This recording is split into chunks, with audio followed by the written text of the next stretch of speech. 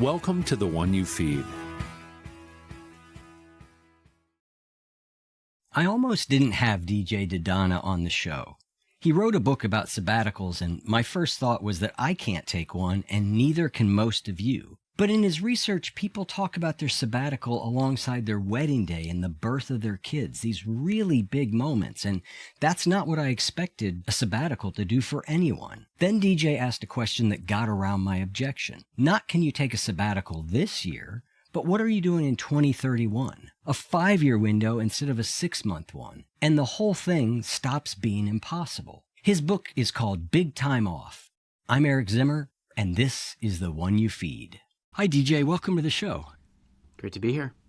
I'm excited to talk about your book, which is called Big Time Off, The Transformative Power of Sabbaticals and How to Take One. But before we get into that, we'll start like we always do with the parable. And in the parable, there's a grandparent who's talking with her grandchild. And they say, in life, there are 2 wolves inside of us that are always at battle. One is a good wolf, which represents things like kindness and bravery and love. And the other's a bad wolf, which represents things like greed and hatred and fear. And the grandchild stops and they think about it for a second. They look up at their grandparent and they say, well, which one wins? And the grandparent says, the one you feed. So I'd like to start off by asking you what that parable means to you in your life and in the work that you do. I love that. When I think about those 2 wolves, for me, it was the urgent and the important. So it's not quite, a bad wolf or an evil wolf, but right. This like urgent tasks, the day-to-day, our line of sight is in weeks and months, not like years and decades. And for me, I found myself 7 years, 8 years into running a startup, just feeling like none of the really important stuff in my life had I done. I mean, I was really proud of my company, loved the people, loved the culture, loved our impact. But I'm talking things like the spiritual search, things like really investing heavily in relationships, both romantic and family. And so I think that important wolf was winning. And that was kind of the thing that tipped me over into sabbatical land, got this thing started. So I want to start with what you were talking about there, which is that there are going to be some people who are listening who go, my job is burning me out. I don't like it. I really need a break. So there's that category of people, unhappy at work. But you're addressing a whole nother category of people like you, people like me. Like, I love the work that I do. I'm incredibly fortunate to be able to do what I do for a living. And as you say, even people in really meaningful roles can burn out. Talk to me about that. Well, I think that the term burnout and the history of it is around people that care a lot about their mission, right? It's healthcare workers. And so in that world where you care about your mission, you care about what you're doing, it's so hard to put yourself first or whatever number on the priority list, because you think about who would you be letting down if you weren't doing it? How come it wouldn't be fair for you to take time off and other people couldn't? And to me, I think it was about, I felt as though I had created my dream job, which it sounds like you feel like as well. And to feel any sort of dissatisfaction with life once you feel like you've created the exact thing that you would want to do, that's a pretty destabilizing feeling, right? It's easy to cycle there from, if this doesn't make me happy, what will? And so I think like you have the burnout crowd for whom they don't feel like they can continue on. And I think in the middle is this group of what I call functional workaholics, where similar to functional alcoholism, you might be performing at seemingly a pretty high level to people on the outside, but your actual ability to perform the tasks, your health, your resources are going down and down. And I think that's the way a lot of people feel, where they might not even feel like they need a break, but feeding that good wolf and getting into the stuff that they really want to do, creativity, outdoors, family, is when they realize like, oh my gosh, I was actually operating at not my peak. And even though I thought I was heading in the right direction, turns out I needed to change course. And that's the thing for me, when you have a dream job, when you have a life that you like, that's working well for you, it's hard to admit that over the course of our life, we grow and change. And how do you have a job and a life that is tacking towards the way that you want to become, as opposed to just, being in service to the inertia of where you've been? even if that is a pretty fulfilling life. I think just at least giving a second chance to say, okay, can I zoom out and take a look at how things are, just to be sure that nothing else kind of tickles my fancy or spurs my creativity. Before we go on, I want to say to listeners, my initial reaction to hearing this, and frankly, my initial hesitancy to have DJ on was, I can't take a sabbatical. My listeners can't take a sabbatical. And so I would just encourage you to kind of keep an open mind as we move along here, because it might be more possible than it seems. And I just kind of want to seed that into the conversation, because certainly was on my mind, is on my mind, etc. First, let's define what we mean by sabbatical, or what you mean by sabbatical, I should say. Yeah, it's a slippery one, which is why we had to come up with the definition. And to your point you just made, I think this concept of if we feel permission or if we've heard the story, will we give ourselves the permission to do it is really important. So as we define sabbatical, as we talk about my experiences over the course of the episode, I would encourage people to think back to your parable. And so you've got your grandkid on your lap and you're describing the experiences in your life, the things you did, the things you didn't get a chance to do. And so a sabbatical is a big fancy term, but really it's an open container. You're creating space, you're creating open space to put into the story of your life things that you want to experience. It's not about a productivity hack. It's about like what memories can you create in your life, and you have the ability to do so. So the reason why people use the word sabbatical, and I'm guilty of this when I took mine, is that it gives this kind of permission and a little bit of prestige to something that is not the normal story around life and work. I think we believe that you're going to graduate from high school or college and just work kind of like straight through to retirement, and then you're never going to work again and everything's going to go great. But so when you do step off that path, it can feel uncomfortable.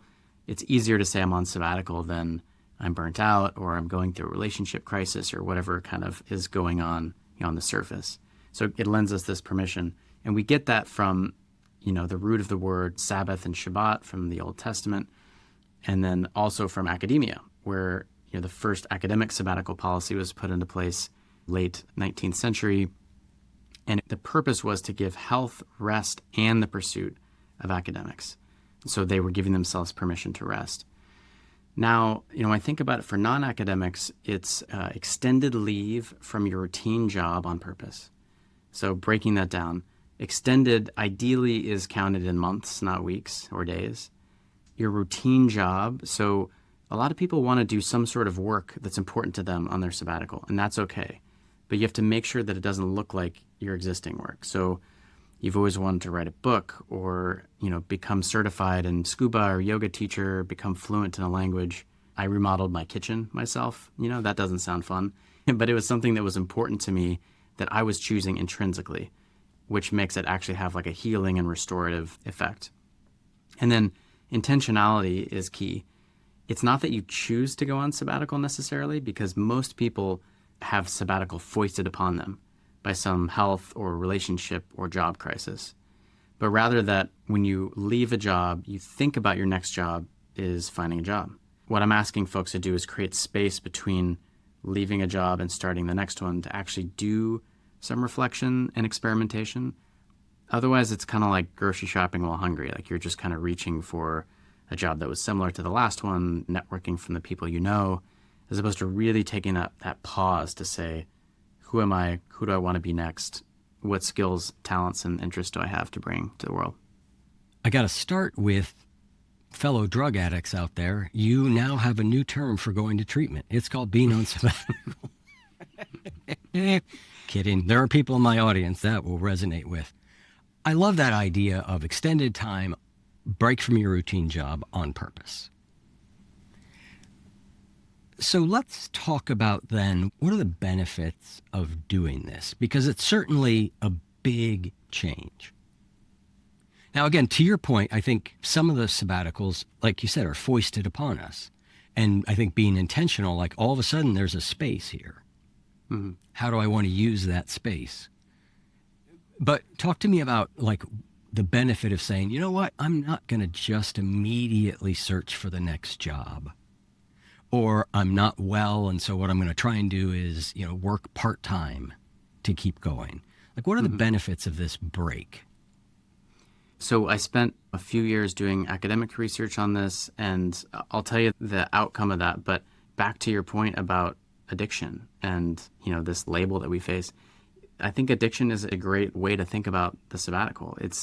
You're addicted to a way of life, and you can't get rid of it in 15 minutes or a weekend, right? This is why you have longer term, as you know, recovery programs. So I do think it's a good analogy. And though we often feel like work is something that's giving us life, and work does give us meaning and life and energy and community, there's a reason why it takes an extended amount of time to break free from that and be able to picture a life for ourselves differently, not to minimize the difficulty of detoxing from an actual chemical. So what we found was, first of all, from an overarching perspective, the experiences, the lessons, the impact that it has on someone's life is talked to in the same way as key moments in people's life. So we call it peak life experiences. So people describe the impact of their sabbatical, how it changed their perspective, on par with the birth of their child, their wedding day. I can tell you, for me, I took mine 9 years ago. I can tell you exactly what I did and what impact those 3 to 4 months had 9 years ago. Like, I know what I was doing from March to June. I have no idea what I was doing from March to June 3 years ago, any other 5 year. years ago. Yep. Yeah. So it creates this density of memories that will stick with you for your entire life. And, by virtue of it being an extended period of time, you're getting healing, like physical healing, ailments like eczema, trigger finger ulcers, all these things that people's doctors will say, like, this is related to work stress. And people will say, I've powered through it before. I will just kind of grit through and power again. Those are alleviated. But then, in the next steps of sabbaticals after kind of like detoxing is really experimenting, following your curiosities, doing archaeology on who you were in the past. Like for me, it was picking up a musical instrument again, going outside. And those things they're kind of giving you perspective. People describe it as a near-death experience where you're kind of like zooming up and being able to take that pause in your life and say, how have I been living? How am I living now? And how do I want to live in the future? So you get perspective on what's important, on who you are. You also get creativity because you're probably doing little projects, whether if they're work-like or for no purpose at all. Some of the research I talk about in the book is around identity play. So we think about identity work as like who you're becoming, how that changes over time. We're in our adolescence into adulthood. But being able to play our way into new identities, fool around with different ways of being, live in different places, things that really have no purpose other than fun and interest. And then people come back with increased confidence because from a macro perspective, they've done something that feels pretty risky, that's uncertain, unknowable on the other side, and they came back better than they were before. And they also probably tried some things that pushed them a little, like whether it's a big kind of physical outing or something that just feels a little bit out of character for them. And so that allows them to come back and say, you know what, I have more clarity as to what I want, and I'm willing to push for it, whether it's at work or, setting boundaries around work and home, that kind of thing. So this idea of sabbatical is kind of very different than my book, which is over my shoulder there, which is The Art of Small Changes for a More Meaningful Life. And you said earlier you can't 15-minute it away. And I want to later in the conversation see if we can explore how we might apply the idea of sabbatical to people who can't take a sabbatical. Mm-hmm. Like there are people economically not possible. So I want to think about it from that lens. But before we do that, let's talk about the difference between a sabbatical and a vacation. Before you and I came on, you asked me about a sabbatical. And what I said was I took a month off. It was actually about 37 days off and went to Europe. And 37 days off was unheard of in my life. Up until a couple years before that, I'd never taken more than a week off since I was 12 because I had a job in a restaurant. So it was unheard of for me to get that kind of space. But it was framed in a vacation lens, right? We were here and then we were going there and then we were going there, right? We moved around. So talk to me about, does that qualify as sabbatical or is that something different? How would you think of it? So every person who has ever taken a sabbatical has taken a vacation. And all of those people are saying there's something different going on here. And it's something about the duration, which gives you an easier way to pivot, the amount of time it takes. I don't know how you felt at the end of that. How did you feel at the end of that? I felt great. Yeah. Were you ready to go back? I mean, anytime I come back from any time off, there is a little dread factor that kind of creeps in. And I don't really know what it is. It's more, I think, a change state. Like I'm in this state and I'm enjoying it. I'm going to go back to a different state. And so there was a little of that and me not wanting it to end for sure. Yeah. And what I noticed on the other side was I was more energized. I was more creative. I was more myself again. Yeah. Did you feel like it was longer than you expected or shorter than you expected? I mean, it was way more than you'd ever take. How fast did it go? It felt about right. I mean, there were moments, of course, where it felt long. I'm like, oh my God, what am I going to do with myself? Yeah. And then there were moments, of course, where it's like, where did 3 weeks go? You know, so I had both moments. Yeah. One difference I find is that in a vacation, you know that the work is piling up and then it has to be done and you're coming back to a big mound on your desk. Mm-hmm. In a sabbatical, especially when you're at a company, the company, just like parental leave, has to make a plan for the work to get done in your absence. You're gone too long.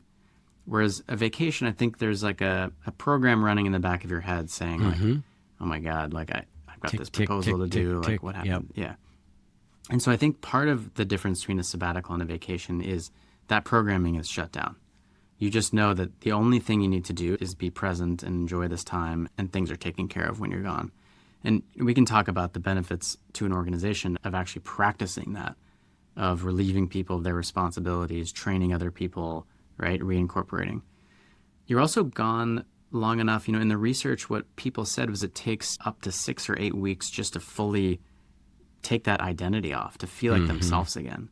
You mentioned that you were writing while you were off, right? No, not that 37 different days. I was off, like Amazing. No email, no nothing. My assistant knew, like, if the house is on fire, you text me.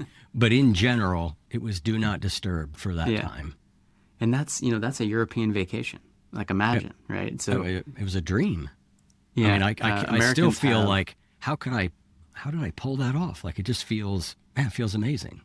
Yeah. And so I think that, my experience there is that most people's initial reaction to a sabbatical, and to be clear, it's not available to most folks, right? It is a privilege, either a financial privilege or a psychological privilege, or you work for a company that has a policy and then you don't have to think about the consequences, right? And that's the world that we're aiming towards. But most people think that just because they can't take it now or in a year or next year, that it's not possible for them. And one message I want to try to get out there is, listen, what are you doing in 2031? Like, make a plan. Set it up so that you're taking 2 months off in the summer. Record extra podcast interviews, for someone like you, which is going to be painful, but then you get that kind of space. Yeah. Let your employer know, hey, in 5 years, I would like to take 2 months off so I can travel with my family. And just like parental leave, or just like when someone leaves the organization, the work gets done. It flows a different direction. But you have to kind of put that stake in the ground to say, this is important, I want to work towards it. Then you're saving up 5% of your salary a year. If it takes 5, 7, 10 years, this is an experience and a memory that you will have for the rest of your life. Do what needs to be done accordingly. So that's a really interesting and good point, because I did spend a fair amount of time figuring out, how do I architect this thing that is my business in a way that it can do without me for big chunks of time. I haven't cracked the code on more than a month yet, although I spent 3 months in Europe a couple years ago, and I still would, like, in 1 week, I would record a bunch of podcast episodes, and then I wouldn't do any for a while. But the point is, it took a lot of planning and thinking and strategizing to get to the place that was possible. And when I was saying earlier, like, I can't figure out how I would get more time off with podcasts, all of a sudden, if I frame it in 3 years from now, I'm like, okay, that's a different window than in 6 months from now. I need to have enough episodes Totally. to keep the show running, because that 6 months would be not miserable. I love what I'm doing, but it's taxing to do 5 interviews in a week, as an example. I have done it. Yeah. It's taxing. But if I go out over a larger time horizon, I think that, that sounds a lot more doable. I think the tension here is, can you identify something that's important enough to strive for, right? By journaling, reflecting, taking like the eulogy perspective of what would you like your life to have been like. And then can you reframe it so that it's something in the future you're investing in, as opposed to some kind of like emergency pull that you have to do when something gets difficult. And in reality, 2/3 of sabbaticals in my study are catalyzed by a profoundly negative event: health crisis, relationship crisis, work crisis. So we just are not good as a species, I think, planning ahead, changing, being comfortable with uncertainty. And so we try to avoid it at all costs. And that just kind of runs us headlong into an emergency. Yep. That makes a lot of sense. So 2/3 just happened to us. But the point that you're making is they can happen to us and we can respond a few different ways. And one way to respond is to say, okay, this is a moment that I could ideally step back for a little while and get some space so that when I reemerge from whatever this thing is, I know where I want to go. It's one of the things I noticed about your talk on sabbaticals was how often it gave people the ability to really see something that they couldn't have seen before. Mm-hmm. And I think that's really interesting. I make an analogy often about, like, if you're standing at the edge of a forest and 10 feet up there's a bend and you want to know what's around it, you'll never find it standing there. You just simply cannot see it.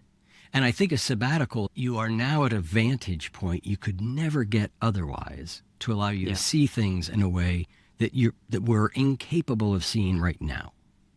All of us.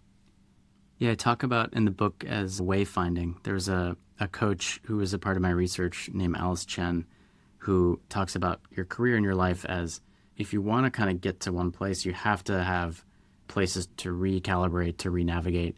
And, the second piece is, there's this Aristotelian concept of metis, which is knowledge that you can only get by experience.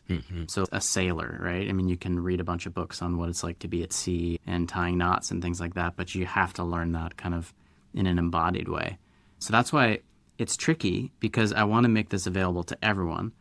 And the goal of the movement in the book is to create enabling policies at our companies and among our government that would allow people to do that. But it really requires experiencing it to see how impactful it can be. And then you can tell other people about it. Then it becomes a bit of a movement where people feel like it's possible. But it requires changing the narrative around, what do we think is a successful life or a reasonable career? And right now, taking 6 months off every 10 years, even though that's less than 5%, just feels not doable. Right. And as we said, we'll get to that in a minute. For some people, it is simply not doable financially. But again, if you plan out 10 years, maybe that changes. All right. So let's move into how to do a sabbatical.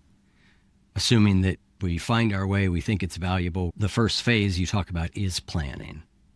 So what might someone in the planning stage be doing? If you don't mind me creating another phase, which is pre-planning. I think a lot of listeners, if they're thinking about this for the first time, I'm trying to get past this gut reaction of, this is not possible, this isn't for me, into just the pre-planning is creating a seed of an idea, of going to a cafe for an hour, no phone, no company, just journaling about what is it that I would want to do in my life before I die, and having an honest reflection of, are these possible given the current constraints? Have I made room for this? What makes me think I will make room for this? Am I kicking the can to retirement, which is not a great bet? If the odds that both you and your partner make it to retirement and can fulfill all the physical and mental things you want is unfortunately low.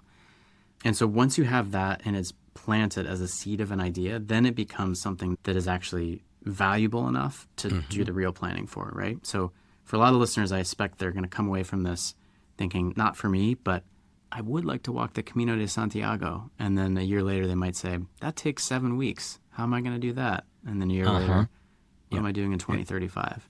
It's fascinating you bring that up because one of the best known models of change out there is called the stages of change model. And, we always think that it's action. You just think about something, you do it, that's how things change. But the model is very clear that there's like a pre-contemplation stage where you are just beginning to possibly even think about it. It's in your mind, but very vague.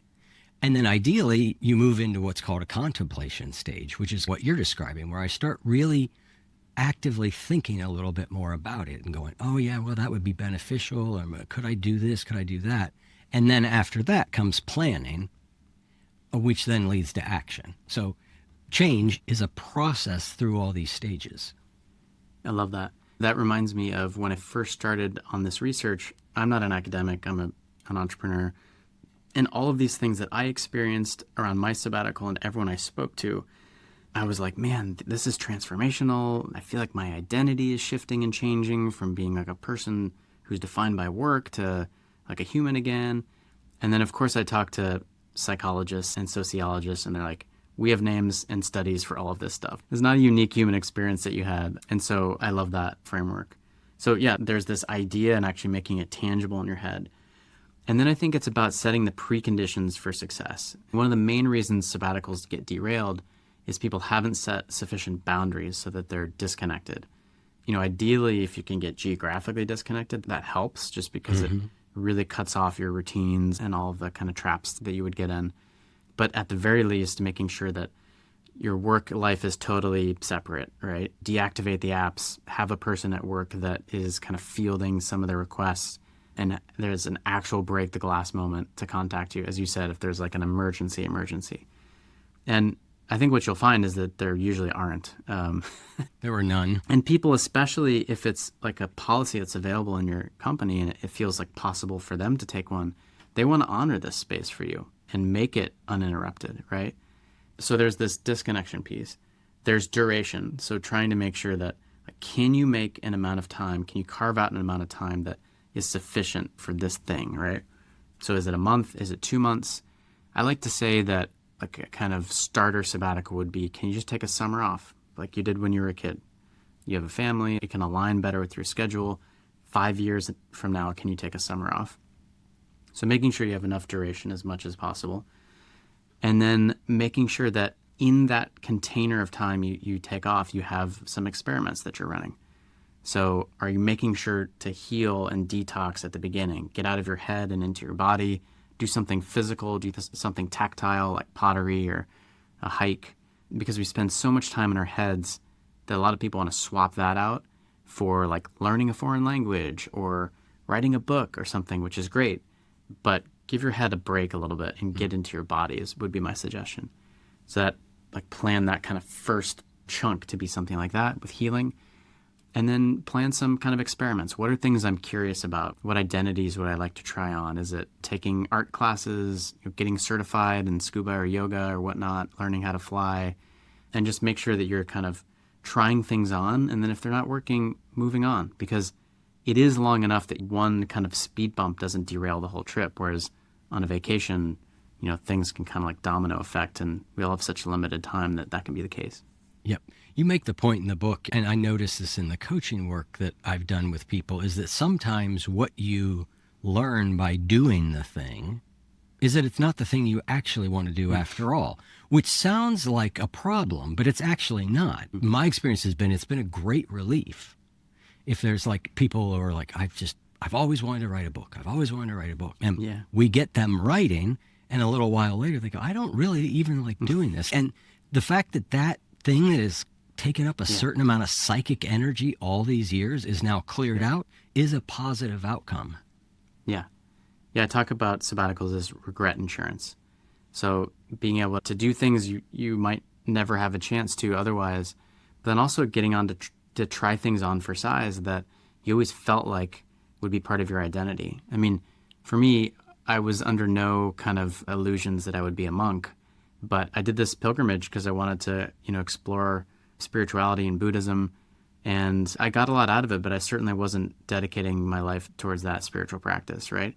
And so oftentimes it's about knowing what you don't want to do and rewarding yourself for having the courage to try it, because then that gives you more courage to return back to your routine life and say, like, actually, it seems like a lot of things are up for offer. I thought that there was kind of one path, but there's many. Yeah. Tell me about your pilgrimage through Japan. I'm a longtime Zen practitioner, so that idea has a lot of resonance with me. Tell me about what you did. Basically, there's this set of 88 temples on the island of Shikoku where Kobodaishi, the monk who brought Buddhism from mainland China to Japan, walked and kind of like brought the message to these temples.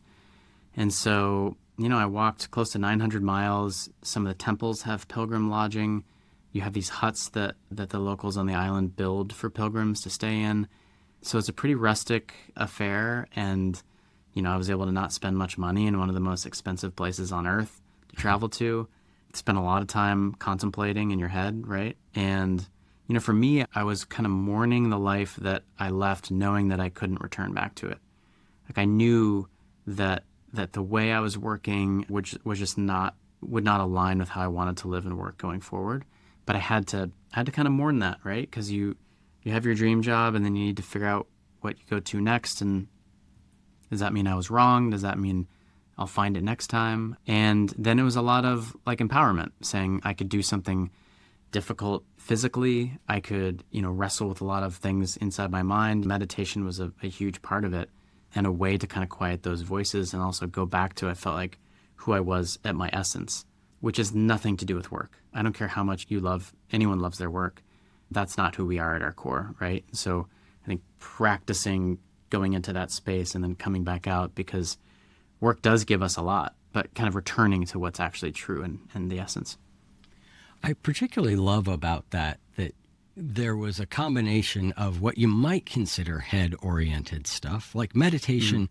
I know it's an embodied experience best, but it's also working with what's going on in your brain. So you had that, but it was combined with probably a fair amount of physical walking, moving, not getting up every 30 minutes and walking around the room a couple times like happens at a Zen temple, but actually out there hiking. And it feels like it would bring those two things together in a really cool way. Totally. Yeah. I think a pilgrimage is a great metaphor for a sabbatical, because I think all pilgrimages are pretty long, serious endeavors, either what you're doing or how to get there. And it's a bit of a recipe. If you spend enough time outside of routine life, dedicated towards something that's important to you, I think changes happen, right? This combination of using meditation to quiet your mind, and then also walking and just the contemplation, the creative energy, and the soothing that walking does. All great thinkers, stretching in the past, have come up with ideas walking, and helps you synthesize things. So it's not so difficult, that it's distracting, that your body is distracting. It's just more like a monotonous rhythm that helps you, I think, get into a mode. How long did it take to do the actual pilgrimage? It took about 6 weeks. Okay. Your only job, like you wake up, your job is to walk. You have no other job. It's like, unless make it's sure to you stay drink. and meditate with the morning thing. And yeah, exactly. So it's a totally different way of life. I mean, your job is to get from one place to another, to try to do as good of a job in the temples as you can, being a foreigner, and, keep good spirits when it's raining for 3 days in a row and that kind of thing. There are a few things more miserable than backpacking in the rain. Yeah. Now, I know you actually had places to go stay at, which makes a big difference. It's the taking the tent down in the rain and putting it back up in the rain that is really the soul-breaking activity for me. Yep. But I guess if I did it often enough, you'd get used to it. And, Yeah, I spent the month before on a motorcycle in New Zealand, and it rained a lot. And so it's both the traveling in the rain and the packing up the tent in the rain. In Japan, I brought a tent as well. There's like a lesson there where you could be so miserable, and then the rain stops and you walk for another hour and you're completely dry. Yep. Mm-hmm. And it's amazing. I think it's given me a superpower with kind of withstanding it in normal life, because in normal life, you have an option. You have like an umbrella, you have a jacket. When you're just out walking, there's no option. You're not, but I think it also did a thing which it cured me of this like maniacal way of being outdoors that I had. Of You know, like, control you and gotta, everything. yeah, like you gotta be ultra light and not carry this and not carry that. And now I'm like, man, I'll go van camping any day. Like I don't need to prove anything to anyone about conditions. I've walked through it all. Yeah, yeah. I did a 75-mile hike over 4 days last fall Yeah. backpacking, and that was a great experience. Yeah. It was just the distance every day that was the real challenge in that.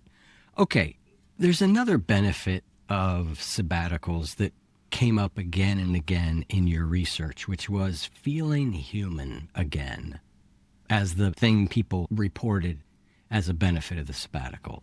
Say a little more about that. Feeling human was an interesting thing. It's not like most people would say, I'm not feeling so human these days. I want to go feel more human. But it just kept coming up in research. I think we forget that one way of living can be, and I'm recalling a story from the interviews, which was, it was a consultant and she would work all day and then go to like a work meeting at dinner and then work out in order to keep herself up long enough to work some more and then go to sleep. And she looked at herself in the mirror one day and it was just like, I am a robot. Like I am a robot and the only thing that I do is work, right? And so what are things that we think of that are part of our humanity? It's like creativity and love and family and eating good food. I don't know what comes up for you, but those are just things that you can fully indulge in for a period of time. And you're not going on sabbatical forever, right? But you're just kind of rewarding yourself for the journey that you've walked so far, metaphorically, and indulging in these things that aren't like productive in any way in and of themselves. But not being productive, I think, is a very human quality.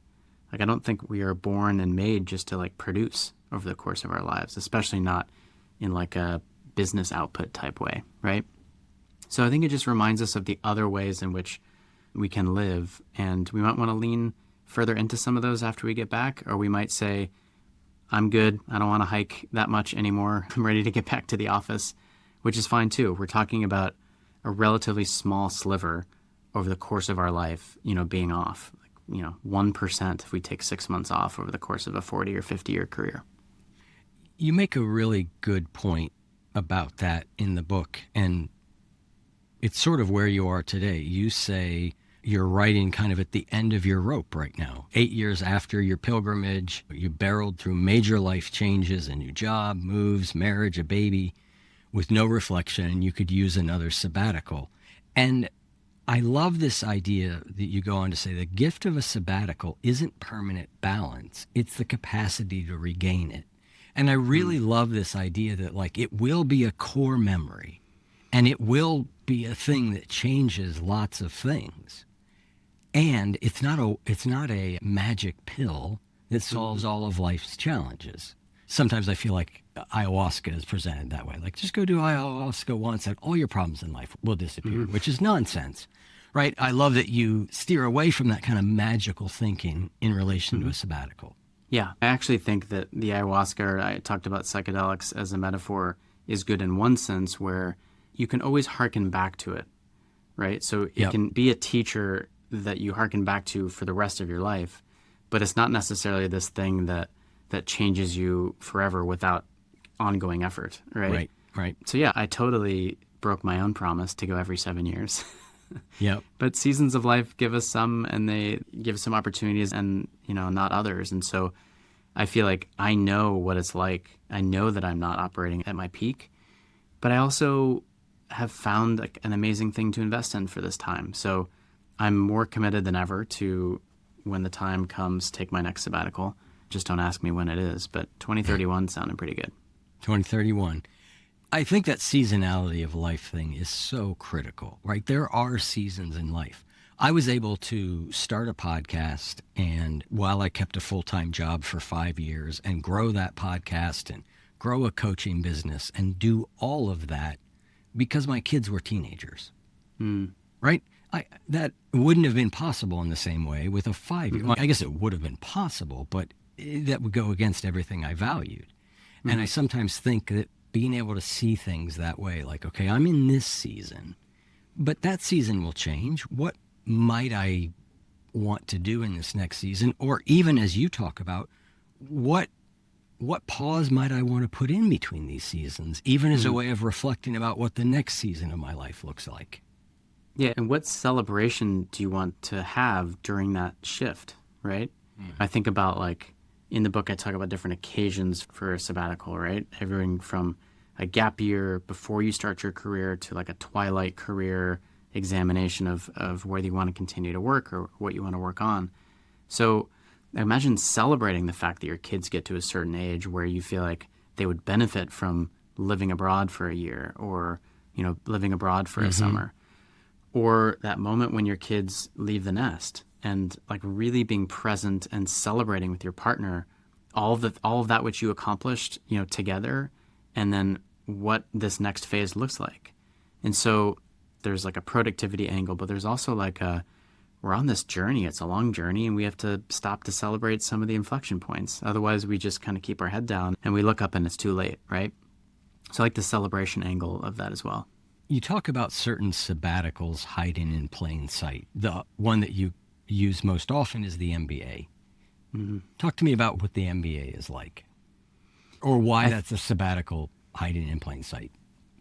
I use the MBA because there's no job that requires an MBA that I know of. It's like a voluntary degree that can completely enhance. I teach here. I have one. I think it can absolutely enhance yourself professionally. It can accelerate your career. But at the end of the day, you're getting to step back from routine life, from your routine job. You take on another job, which at times is tough and time-consuming with classes. At times it's a lot more of kind of intrinsic and freedom to choose, like activities and clubs and conferences. And at times it's more whimsical, like traveling, you know, meeting people from all over the world and learning about their lives. For me, it opened the aperture of what jobs there were out there. How many different jobs do you get exposed to? You might go to a career fair in college or meet your parents' friends, you know, when you're growing up. And then you get to try some of those identities on for size. You have internships over the summer. You have independent projects you can do during the semesters. And at the end of it, you get another job, or you get promoted, or you go back to doing the same thing. And society says, congratulations, you graduated. But really what you were doing is going through like an intensive 2 years of experimenting and figuring out who you want to be and getting better and stronger. And so if you just took 2 years away and spent $150,000 on yourself traveling and taking online classes, I think the benefits might be, you know, in the same ballpark, but people would think you're crazy, right? I think having like a label to say like, I'm on sabbatical, I'm doing this graduate degree, you know, they have executive education, you can volunteer and join the Peace Corps, do a Fulbright fellowship, all of these things that are not your routine life, but gives you a little bit of credibility and kind of an excuse to be doing something a little bit different. So I think in the world that we currently live in, where you have to have an excuse for what you do and an identity over each kind of chapter of your life, having something like a sabbatical in plain sight can be helpful.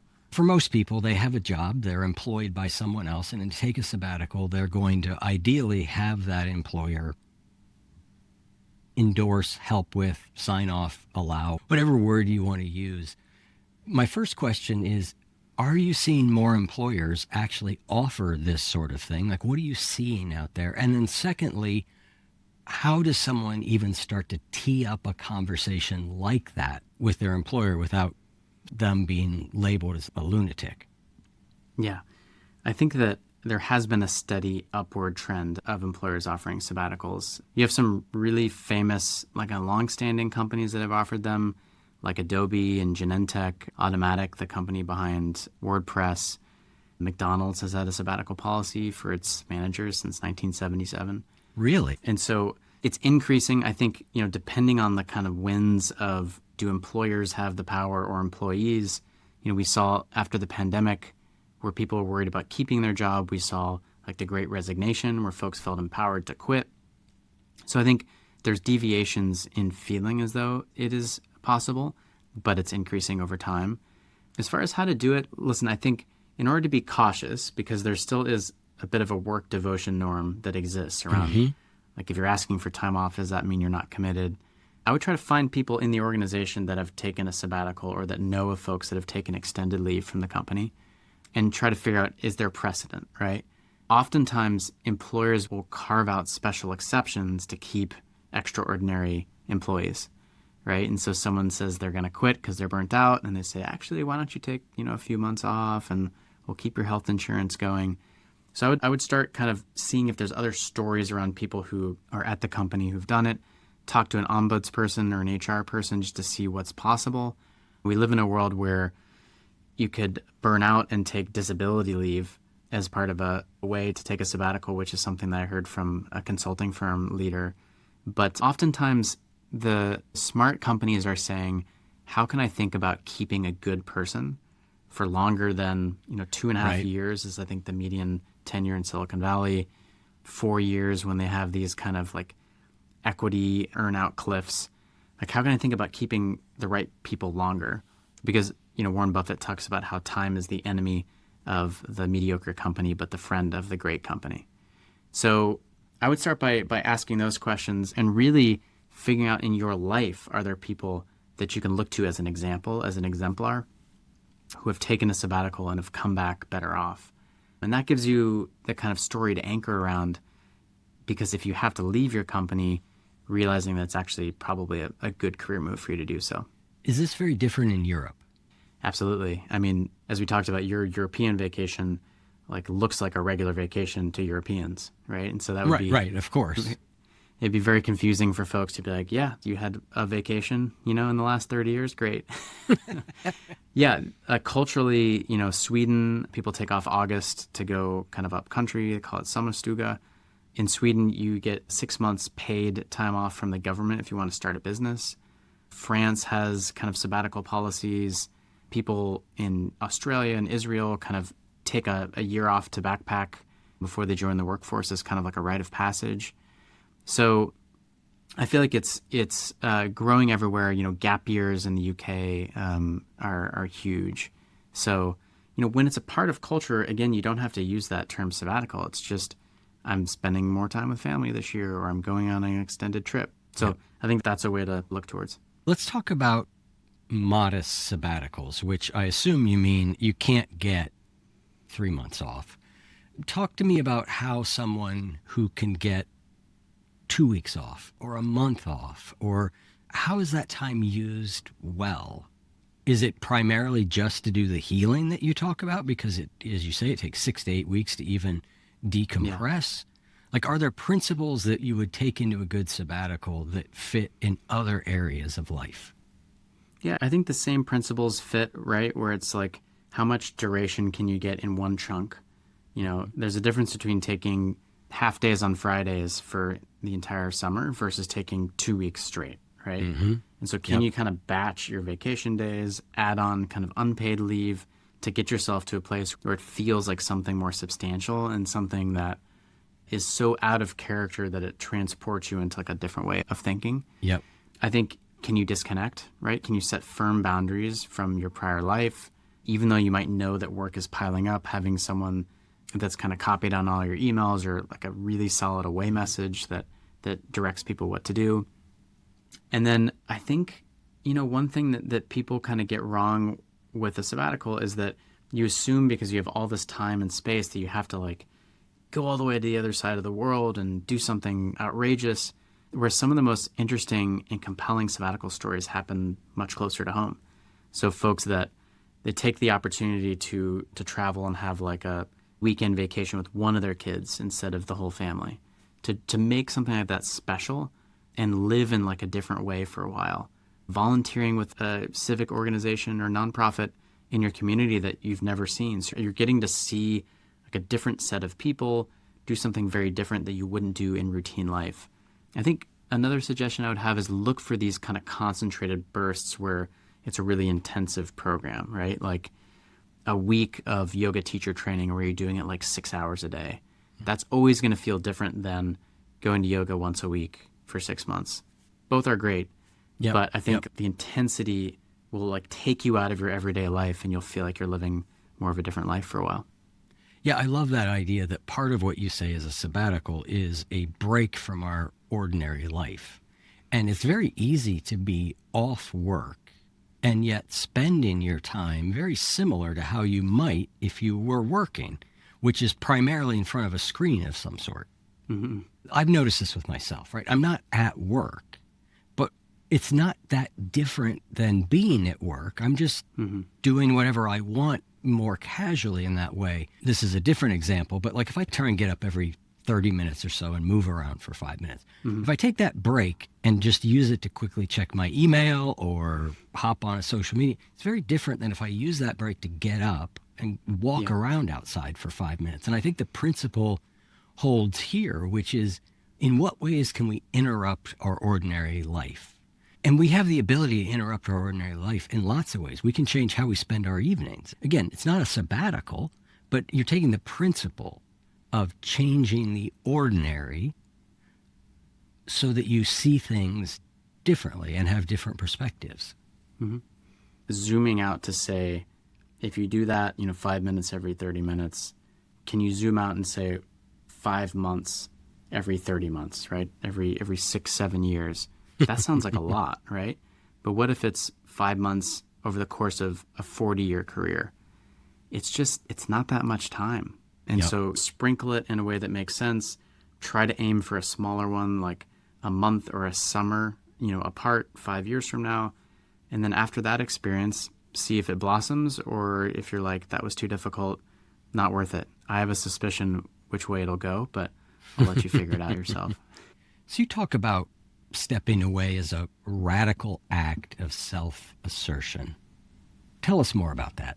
So it's radical because the main story that we hear about work and life is a straight line from graduation until retirement. That's not actually what happens, but that's the story that we've been told, that the way to be productive, the way to live a life is to work as hard as you can, sleep under your desk, that kind of thing.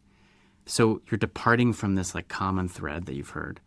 And self-assertion, because when you take away the excuse of work, where you can't pick your kids up from school or you don't have enough time off to travel where you want to, all that's left and all that we remain with is who we are, who we dreamt of what we wanted to be, how that's going, and really investing in yourself that you can be whoever you want to be over the course of your life if you actually put your mind to it and are intentional about it.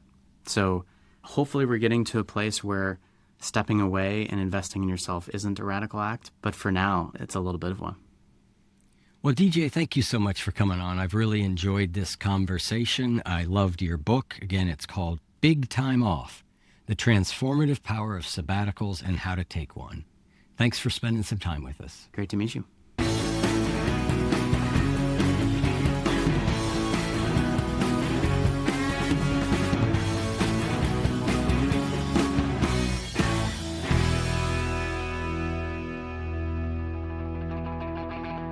If what you just heard was helpful to you, please consider making a monthly donation to support the One You Feed podcast. When you join our membership community with this monthly pledge, you get lots of exclusive members-only benefits.